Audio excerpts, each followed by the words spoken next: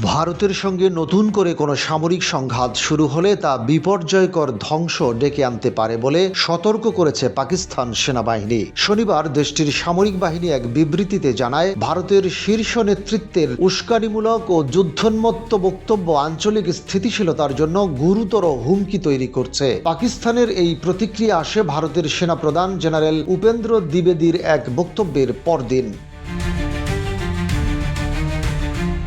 উপেন্দ্র দ্বিবেদী শুক্রবার ইসলামাবাদকে সতর্ক করে বলেন, পরবর্তী সংঘাতে ভারত এবার সংযম দেখাবে না। তার দাবি, পাকিস্তানকে সন্ত্রাসবাদে সমর্থন দেওয়া বন্ধ করতে হবে, না হলে বিশ্ব মানচিত্রে টিকে থাকা কঠিন হবে। এর আগে বৃহস্পতিবার ভারতের প্রতিরক্ষা মন্ত্রী রাজনাথ সিংও কঠোর সুরে বলেন, সির ক্রিক অঞ্চলে পাকিস্তানের কোনো দুঃসাহসিক পদক্ষেপ হলে তা ইতিহাস ও ভূগোল উভয়ই বদলে দিতে পারে। সির ক্রিক হলো ভারতের গুজরাট ও পাকিস্তানের সিন্ধু প্রদেশের মধ্যে অবস্থিত প্রায় 96 কিলোমিটার দীর্ঘ এক বিতর্কিত জোয়ার ভাটা মোহনা, যা নিয়ে দুই দেশের মধ্যে দীর্ঘদিন ধরে বিরোধ চলে আসছিল।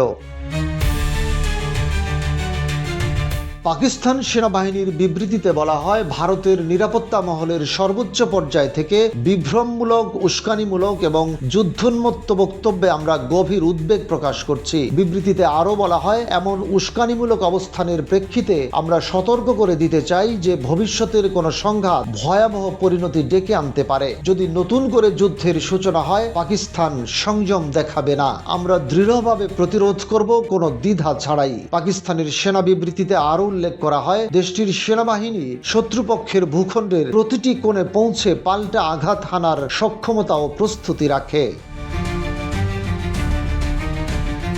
এতে বলা হয়, এইবার আমরা ভারতের ভূগোলগত নিরাপত্তার ভ্রান্ত ধারণা ভেঙে দেব। ভারতের সবচেয়ে দূরবর্তী অঞ্চলও আমাদের পাল্টা প্রতিরোধের আওতার বাইরে থাকবে না। চলতি বছরের মে মাসে কাশ্মীরের পাহালগাম পর্যটন কেন্দ্রে 22 এপ্রিলের হামলার পর দুই দেশের মধ্যে 4 দিন ব্যাপী সীমান্ত সংঘর্ষে উত্তেজনা ছড়িয়ে পড়ে। হামলার দায় পাকিস্তানের উপর চাপায় নয়াদিল্লি, যদিও ইসলামাবাদ দায় অস্বীকার করে নিরপেক্ষ তদন্তের আহ্বান জানায়।